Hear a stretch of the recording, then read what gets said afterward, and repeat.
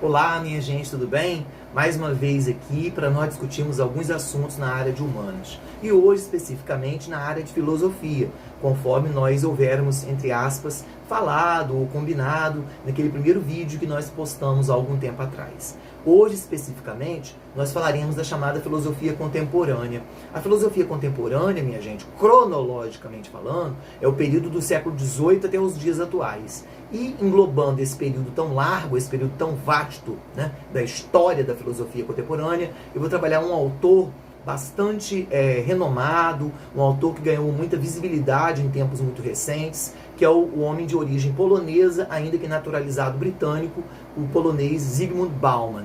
Bauman aqui no Brasil tem vários títulos, né, várias obras de Bauman que já foram traduzidas para o português e publicadas aqui no Brasil. Livros pela editora Nova Fronteira, livros pela editora Paz e Terra, livros pela editora Companhia das Letras, enfim, é uma obra muito vasta. Aqui no Brasil já são 17 títulos que estão traduzidos e todas e quaisquer obras do Bauman merecem a apreciação da gente, tá certo? Mas o que está em jogo na vida e na obra desse polonês bastante longevo, né? Afinal de contas, ele nasce ali nos anos 20 e vem a falecer somente agora em 2017, com seus 92 anos de idade. Uma vida inteira dedicada à reflexão na área da filosofia mesmo, né? Na área da teoria filosófica, por assim dizer.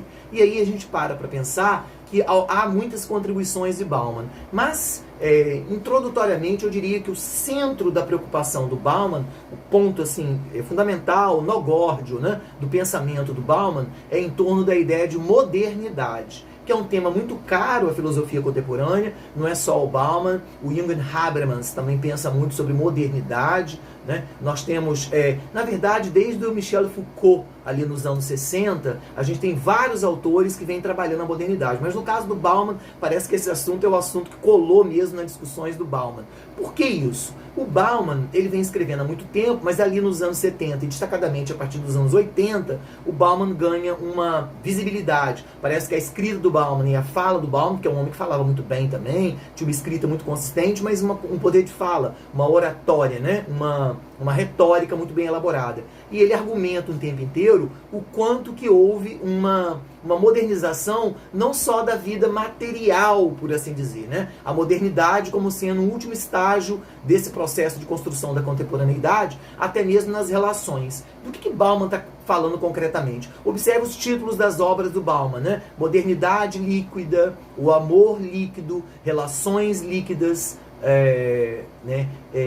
a vida para o consumo, a Europa líquida. Então é muitas repetidas vezes, minha gente, a palavra líquida. Líquida no sentido de que a modernidade encontrou um lugar de fluidez, a modernidade encontrou um lugar de velocidade. Do que o Bauman está falando concretamente? Para ficar mais concreto, ficar mais operatório essa minha fala, mais robusta e materializada, ele está tentando dizer o seguinte para a gente. De algum modo, a partir dos anos 80, 90, quando a gente falou muito de globalização, neoliberalismo, crise do socialismo, avanço das novas tecnologias de informação e comunicação, as chamadas TICs, tudo isso de algum modo, e também pelo vigor da globalização e das redes sociais, isso criou um mundo mais rápido, mais dinâmico, um mundo praticamente sem fronteiras. A tecnologia, por exemplo, aqui agora, por um canal do YouTube, a tecnologia nos une, a tecnologia nos possibilita que nós estejamos falando num tempo muito veloz e a informação chega às pessoas de maneira muito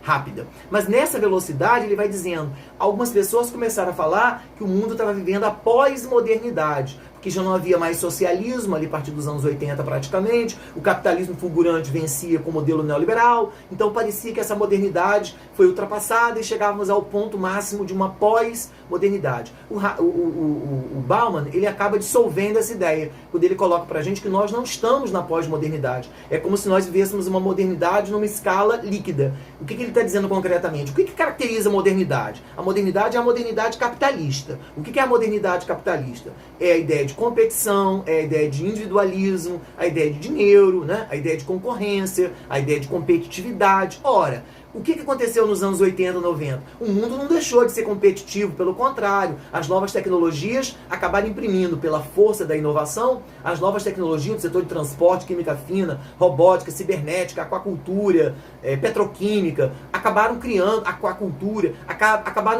uma tecnologia tão acelerada e tão veloz que o mundo ficou cada vez mais rápido, mais dinâmico. Então, não é que a modernidade de agora, dos anos 80, 90, ela abdicou da velocidade. A velocidade passou, a novidade trazida pela modernidade dos anos 80, 90, da globalização dos anos 80, 90, não é o fim do capitalismo, é um capitalismo muito mais veloz do que antes. Por conta desse fato de ser muito veloz, o Bauman atribui a essa velocidade o adjetivo líquido. Líquido porque o mundo passou a viver uma espécie de liquidez de mercado. Tudo é apresentado, tudo é consumido, tudo é rapidamente digerido e tudo é rapidamente descartado. Isso vale para o lixo, isso vale para os produtos chamados bens de consumo, que tem uma durabilidade ali nos anos 60, 70. Os produtos bens de consumo, liquidificador, batedeira, as coisas que a gente tem dentro de casa, poderiam durar 2, 3, 4, até 6 anos, dependendo do prazo de validade que o fabricante te fornecia, te imprimia para nós todos. Hoje os produtos, a garantia máxima às vezes é de 3 meses, 4 meses, os produtos vão ficando descartáveis, e nessa onda de descarte, o mundo ficou ainda mais competitivo, o mundo ficou ainda mais dinâmico, ficou ainda mais fluido. Essa coisa da fluidez, essa prática, daquilo que é fluido, daquilo que é dinâmico, daquilo que é poroso, daquilo que é capilarizado, é a que ele atribui o adjetivo líquido. Então, um mundo de uma modernidade líquida, porosa, veloz, capilarizada, intensa, mas muito dinâmica e com pouca capacidade de permanecer. Nada permanece praticamente. Tudo rapidamente se dissolve, por isso que é líquido, né? E daí também a ideia de que isso não fica só no âmbito da empresa, não fica só no âmbito da indústria. As relações humanas, por conta de quê? As relações humanas por conta dos canais, por conta dos aplicativos. O que o Bauman está falando concretamente nos anos 90? Facebook, já no início dos anos 2000, porque ele viveu até 2000, agora 2016/2017. Né? Ele está falando Facebook, Instagram, Twitter, né? Telegram, WhatsApp. As grandes redes acabaram contribuindo também para aproximar as pessoas, mas também para as pessoas, vamos dizer, se tornarem anônimas por trás de um WhatsApp, anônimas por trás de uma rede social qualquer, em que as pessoas postam apenas o lado bacana de suas vidas, de suas existências, e tentam omitir muitas vezes a vulnerabilidade delas mesmas. E as pessoas dizem, nossa, mas eu tenho exemplo que ela fala do Bauman nisso. Ele encontrou uma menina no avião, falou pra ele assim, eu tô mexendo no celular, você não se preocupa não, é porque eu tenho que falar com meus... Eu hoje no Facebook tenho mais de 5 mil amigos. E aí ele falou que ele não tinha mais nada pra falar, que a hora que a pessoa diz, eu tenho mais de 5 mil amigos no Facebook, parece que a amizade hoje ela é medida, ela é apalpada pela quantidade de pessoas que te seguem ou pela quantidade de pessoas que você tem como, aspas, amigos nas redes sociais. E aí o Bauman, de maneira muito dura, muito cética, ali nos anos 90 e nos anos 2000, vem dizer o seguinte, rede social não é vida real. Rede social não está dizendo para nós que rede social não vale. Ele só está dizendo para que as pessoas não se chafurdem no mundo das redes sociais, desprezando a velocidade da vida real. E que as redes sociais também criam descarte. As relações nas redes sociais, você mal postou agora, tem que postar de novo, porque você fica imerso nessa liquidez. A liquidez que ele fala de mercado, a liquidez a que ele se refere, a que ele alude no que diz respeito ao processo produtivo,